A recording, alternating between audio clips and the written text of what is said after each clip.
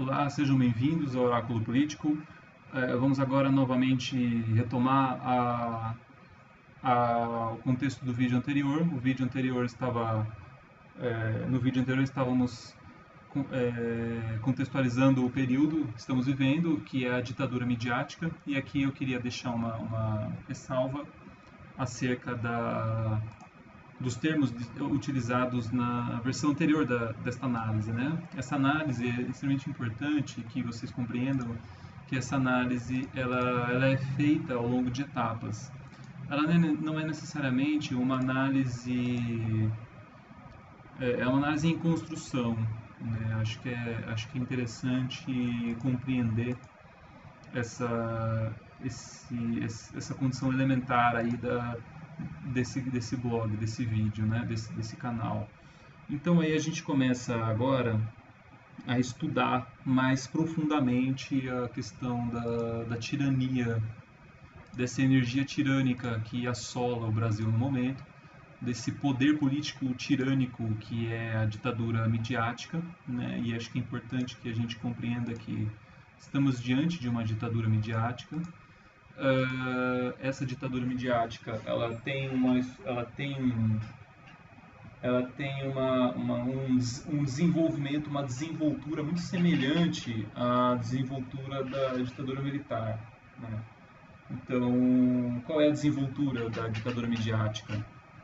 No caso do Brasil, né? É a consolidação de um novo regime por meio de um golpe, né? O que acontece é que isso é um caso muito específico do Brasil, né? Nós estamos vivendo essa ditadura midiática em toda a América Latina. Essa ditadura midiática ela atua em toda a América Latina, mas diferentemente do Brasil, né, os outros países eles observaram eles foram defrontados com essa ditadura midiática a partir da sua consolidação por meio de outras formas, ou seja, que não o golpe, né? É que o Brasil ele tem essa especificidade na qual foi necessário que o capitalismo implementasse um golpe de Estado para executar os seus planos, para instalar essa ditadura midiática. Essa ditadura midiática, inicialmente, ela não seria implementada por meio de um golpe.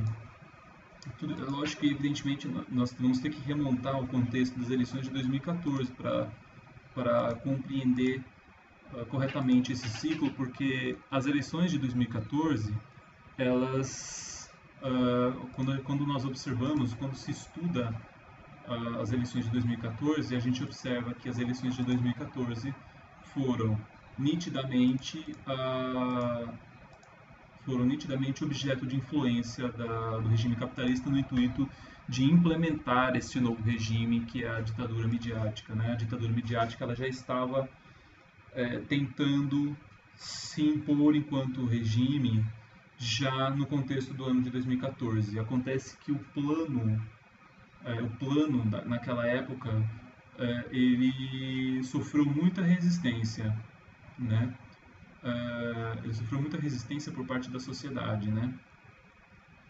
E principalmente uma resistência de um setor muito politizado da sociedade, que é o Partido dos Trabalhadores e os sindicatos, que conseguiram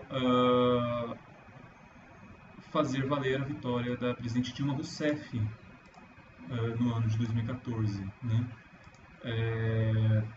Tal consequência, a eleição de Dilma Rousseff dentro não, mas fora dos planos da ditadura dos grandes capitalistas, né? Diante de uma enorme força política opressora que estava emergindo, a vitória de Dilma Rousseff ela acabou por consolidar por construir um regime de crise, né? Por que crise? Porque a crise ela acaba se instalando na medida em que não se tem um acordo social entre as forças entre as classes acerca de uma determinada estrutura política. Como existia uma pressão enorme dos governantes, né, e dos poderosos. Quando eu falo governantes, eu falo da burguesia, né? Como existia essa enorme pressão da burguesia pelo controle do regime, entrando em choque com a vitória da classe trabalhadora no poder executivo, criou-se uma polarização política nas instituições. Tínhamos então no poder executivo a presença da classe trabalhadora, no poder judiciário, no poder legislativo, a presença do poder da burguesia, né? E aí então se instalou a crise.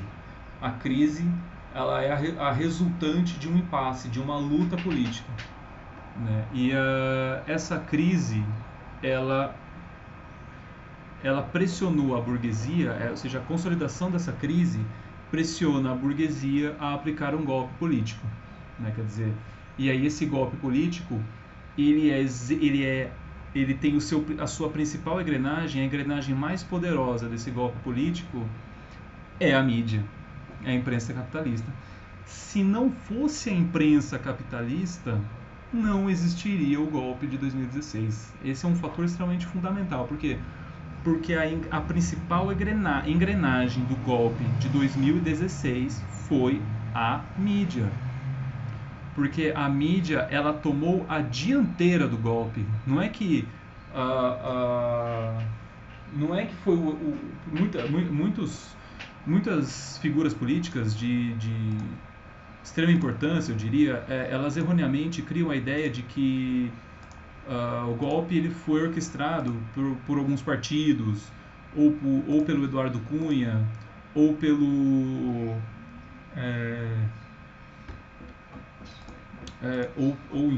pelo Poder Judiciário, né? Não, na verdade, o golpe de 2016 ele foi, digamos assim, eu não diria nem orquestrado, mas ele foi a resultante de um conjunto de bombardeamentos da mídia, né? Que foi o motor dessa transformação, da instalação e da execução do golpe, né? Então, o que acontece? Nós temos aí a mídia como sendo o principal elemento, a principal engrenagem do golpe. Então é extremamente importante que a gente compreenda que o termo ditadura midiática, ele serve justamente para isso. É evidentemente que não se trata de uma... A gente não se trata de dizer que a mídia, ela, digamos assim, ela assina papéis, ela assina termos dentro do Congresso Nacional. Não se trata disso. Se trata de dizer o seguinte: a influência da mídia e o poder que a mídia tem de criar esse encantamento na sociedade, e principalmente na classe política, num sentido mais abrangente do termo, esse poder que a mídia tem acaba por criar essa aura dentro da classe política, de modo que as decisões políticas tomadas pela classe política, eu falo do Congresso Nacional e principalmente do Poder Judiciário, essas decisões acabam sendo decisões que são determinadas pela mídia, porque a mídia cria esse contexto, ela cria essa narrativa que envolve a linha de análise, e as pessoas embebidas, principalmente a classe política, o Poder Legislativo e o Poder Judiciário, embebidos dessa aura, dessa atmosfera narrativa, e desse envolvimento narrativo que fica instalado, né, no contexto da sociedade, as decisões tomadas, elas acabam sendo decisões tomadas dentro dessa narrativa lógica que é imposta pela mídia. E aí a gente retoma aí o ciclo de acusações em torno do PT, ou seja, essa aura de envolvimento do poder político, e principalmente da classe média, dentro desse contexto, dessa narrativa de que o PT é corrupto, uma narrativa imposta pela mídia, né? Ou seja, uma imposição da mídia, porque é uma imposição que partiu da mídia, ou seja, ela explodiu a partir da mídia. Isso acaba meio que a instalação dessa narrativa acaba condicionando a decisão dos fatos pelo Poder Executivo, pelo Poder Judiciário, pela própria sociedade. Vide o Pato Amarelo, vide o MBL, o surgimento do MBL, ou seja, setores de classe média alta, que, embebidos nessa narrativa, acabam por tomar decisões em função dessa narrativa que é instalada na sociedade, né? Então, é extremamente importante compreender isso. Mais importante ainda é compreender o seguinte: como que esses ciclos históricos se desenvolvem. Então a gente tem o quê? A gente tem a ditadura midiática, que ela se consolida da mesma maneira que se consolida a ditadura militar anteriormente, né? O seu, digamos assim, o seu parente mais próximo, né? Na história. Então temos aí o desenvolvimento de um golpe e o desenvolvimento da aniquilação do poder popular sobre o poder político, né? A aniquilação da possibilidade do poder popular ascender digamos assim, acessar o poder político pela via democrática, né? Porque a via democrática ela acaba sendo obstruída por esse encantamento midiático, né? Então a gente tem aí esse contexto. É extremamente importante um pouco retomar, então, dentro desse nosso estudo, o seguinte: como que a mídia ela foi ganhando poder, né? Ou seja, ao longo do último ciclo democrático de 1985 a 2016, a mídia ela foi ganhando poder, ela foi se construindo enquanto poder, de modo que ela atingiu um tamanho muito grande, né? Esse desenvolvimento desse poder, ele vem com uma resistência, né? É como se as grandes corporações de mídia, ao se sentirem ameaçadas pelo surgimento da internet, o que acontece? Elas então elas começam a se politizar mais, né? Então o que acontece? É interessante compreender isso. No contexto dos anos 90, nós tínhamos uma mídia, o nível de politização da imprensa capitalista ele não era tão grande, né? Na medida em que o PT começa a vencer as eleições, o PT consegue modificar o regime político democrático de maneira muito profunda dentro do seu ciclo, e a ascensão da internet enquanto canal alternativo de comunicação entre as pessoas começa a ameaçar a hegemonia do cartel de mídia. Esse cartel de mídia, ao longo da era Lula e Dilma, esse cartel de mídia começa a se politizar mais. Então começa a haver uma radicalização política por meio desses veículos, de modo que essa radicalização política começa a crescer gradativamente, até que a fragilidade do governo Dilma Rousseff e os impasses que o governo Dilma Rousseff enfrentou vão dar a esse cartel de mídia a possibilidade de executar o seu plano de poder em função da tamanha politização que esse cartel de mídia conseguiu, e essa politização ela conseguiu ser transferida para a sociedade, né? Essa politização do cartel de mídia ela foi extremamente importante na medida em que, como eu falei, esse cartel de mídia começou a sofrer os efeitos da internet, né, da comunicação online. E então a gente retoma o período pré-64. Por quê? porque a crise que se instalava no regime político, na medida em que a burguesia capitalista não podia aceitar que o Brasil se transformasse em Cuba, algo que era impossível de acontecer, porque não existia uma esquerda tão poderosa naquela época.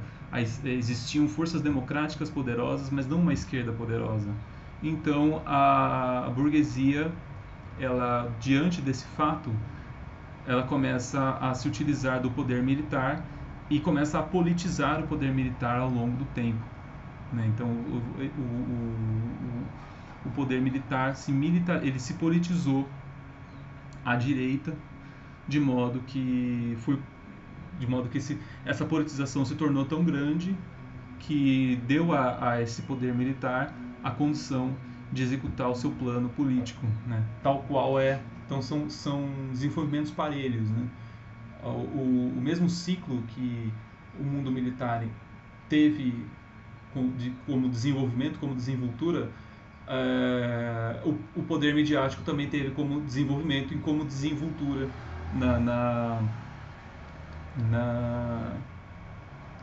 no período posterior aí desse último ciclo que originou o golpe de 2016. Nesse sentido, a gente tem aí, a gente pode admitir uma metáfora, né? Com efeito, a gente pode aplicar na resistência a essa ditadura a mesma lógica. A ditadura militar, ela teve como principal forma de enfrentamento a construção do PT, né? Então a construção do PT, ela foi um instrumento da classe trabalhadora, do poder midiático, de fazer um enfrentamento à ditadura militar, né? Foi a politização da classe trabalhadora. A politização da classe trabalhadora foi o principal elemento de resistência que mudou a estrutura do poder político, né? Então o surgimento do PT, ele vai mudar a estrutura do poder político, né? E com isso vamos ter aí o fim da ditadura militar, né? Para que a gente aplique isso, se a gente for fazer uma projeção dessa transformação política para o nosso futuro de agora, ou seja, uma forma de resistência que possa surgir, ela tem que ser uma resistência que ameace a hegemonia do poder midiático, né? Então, inicialmente nós vamos ter que fazer uma resistência capaz de desconstruir a narrativa imposta pelo poder midiático, e essa narrativa imposta pelo poder midiático, ela precisa ser desconstruída. Como? A partir de uma nova narrativa imposta por quem? Pela classe trabalhadora. Não imposta, eu diria, mas desenvolvida pela classe trabalhadora. Um esclarecimento da classe trabalhadora acerca dos fatos. Somente isso é capaz de causar um efeito, né, no poder midiático, de modo a alterar o jogo. Por quê? Porque essa transformação da narrativa, que é algo que pode ser feito somente pela classe trabalhadora, ela pode criar uma polarização política na mídia. Quer dizer, então se nós temos hoje um poder midiático tirânico, altamente polarizado, altamente politizado, a construção de uma eventual politização paralela à esquerda do poder midiático pode fazer um enfrentamento ao poder midiático e a desconstrução dessa narrativa imposta, né, de maneira ditatorial pela mídia, né? Então, evidentemente que esse seria o caminho da resistência. Claro que para que isso ocorra, é necessário que a classe trabalhadora ela reconstrua o seu elo de ligação com quem? Com o PT e com o Lula e com a Dilma. É necessário que haja uma reconexão, um religare, quer dizer, uma reconexão no sentido até mesmo, eu diria, religioso do termo, né? Por quê? Porque essa reconexão, esse religare, ele vai reconstruir a mitologia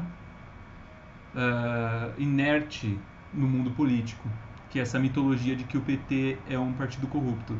E aí é necessário que essa nova mitologia surja no intuito de reconstruir a narrativa, dizendo que não, o PT não é corrupto. O PT, na verdade, ele foi um partido que salvou o Brasil. O PT, na verdade, é um partido mártir. E Lula, ele foi um líder mártir, um líder Cristo, um líder com essa ideia de que ele salvou o país, né? Ah, mas o Lula praticou corrupção, ele foi condenado. Veja bem, primeiramente, ele foi condenado sem provas, no primeiro momento. Em segundo lugar, se eventualmente a corrupção ocorreu no PT, essa corrupção ela foi consequência de uma predisposição do PT em entrar no jogo político que já era sujo no intuito de salvar o Brasil. Ou seja, a corrupção ela ocorreu como uma consequência de um ato heróico, né? Quer dizer, o PT ele teve o ato heróico de se atirar na política real dos políticos burgueses e se utilizar da política burguesa para ajudar os pobres. E com isso, os principais líderes heróicos desse partido, que são o presidente Lula, o José Dirceu, toda a cúpula do PT e a presidente Dilma Rousseff, todos esses personagens históricos, eles são mártires, eles são cânones de um grupo heróico e vitorioso na política. É essa narrativa que tem que ser reconstruída pela classe trabalhadora no intuito, como forma de resistência a esse poder midiático, né? Com isso, para que isso ocorra, é necessário que alguns setores de esquerda, da esquerda pequena burguesa e da esquerda, digamos assim, elitizada, eles se coloquem numa condição de humildade. É necessário que essa esquerda faça uma autocrítica e, a partir dessa autocrítica, eles retomem também a sua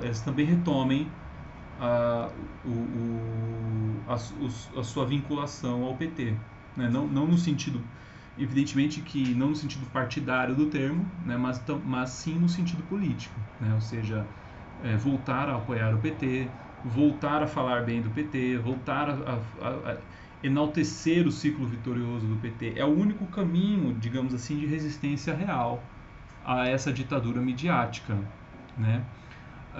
É justamente essa nova conjuntura que a classe trabalhadora tem que, digamos assim, executar enquanto resistência à imposição da narrativa midiática que isso possa ser um fator de transformação e de desestabilização do regime ditatorial da mídia, né? Em função disso, a gente... essa seria a metáfora correta, né? E também tem uma dimensão final aí para a gente analisar o seguinte: temos aí a questão da Lava Jato, né? Porque a Lava Jato ela foi uma engrenagem importante também, né? Oriunda de uma distorção do Poder Judiciário, né? De um defeito no Poder Judiciário. É isso que é importante compreender, né? A Lava Jato ela é um defeito, ela é um erro no sistema do Poder Judiciário. Dentro da Constituição de 88, das regras construídas pela Constituição, as regras democráticas construídas pela Constituição de 88, a Lava Jato ela surge como um defeito nesse sistema. É como se fosse um câncer, uma anomalia nesse sistema. Então é importante que esse tipo de narrativa ele consiga crescer mais, ele consiga ser melhor desenvolvida, e a Lava Jato ela precisa ganhar essa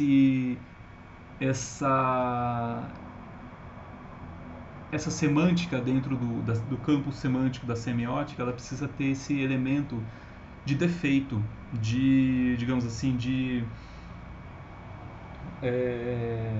erro, tipo um bug no sistema, entendeu? É como se existisse um sistema correto, um sistema que fazia funcionar as leis, a legislação brasileira, ainda que não perfeitamente, mas constituiu um regime político, um regime de sociedade, um regime jurídico, e esse regime jurídico ele foi quase que destruído, deturpado por esse bug, por esse erro no sistema que é justamente a Lava Jato. A Lava Jato ela é esse erro, por quê? Porque é uma é um agrupamento de juízes da primeira instância que começam a dentro dessa conjuntura e dentro dessa narrativa imposta pela mídia, a Lava Jato enquanto instrumento jurídico de primeira instância, ela acaba se sobrepondo às demais instâncias dentro da esfera política. Quer dizer, fora da esfera política, ou seja, o que é também digamos assim, um erro, né? Acho que é justamente aí que está o erro, né? O que é a criação? Primeiro a mídia ela cria um encantamento de que existe uma classe política, existe um mundo político, né? E existe um mundo não político, um mundo normal, né? O mundo real, o mundo mundano da sociedade, né? E aí a Lava Jato, ela sai, ela sai ela foge das regras constitucionais determinadas pela Constituição, que é a Constituição é soberana, e a Lava Jato ela, dentro da esfera política, ela atua fora na ilegalidade, ou seja, fora da legalidade constitucional, né? Ou seja, é um bug no sistema, é um erro no sistema. Isso que é interessante compreender. Acho que isso que é legal compreender, né? Esse bug, esse erro, ele acabou por modificar, deturpar completamente o regime político, né? É um vírus que vai corroendo o regime político, né? E adulterando. É um vírus. O vírus, se a gente pensar bem, o vírus ele é como se fosse ele é um programa de computador, o vírus, né? Mas ele é um programa de computador regido por hackers que estão à distância. É isso que é interessante. Então, esse regime controlado por hackers, uh, os hackers, entre aspas, desse regime são quem? São é o capitalismo internacional, né? Ou seja, os grandes capitalistas eles vão dominando, né, economicamente. E a mídia, perdão, é a mídia, né? A mídia ela é justamente esse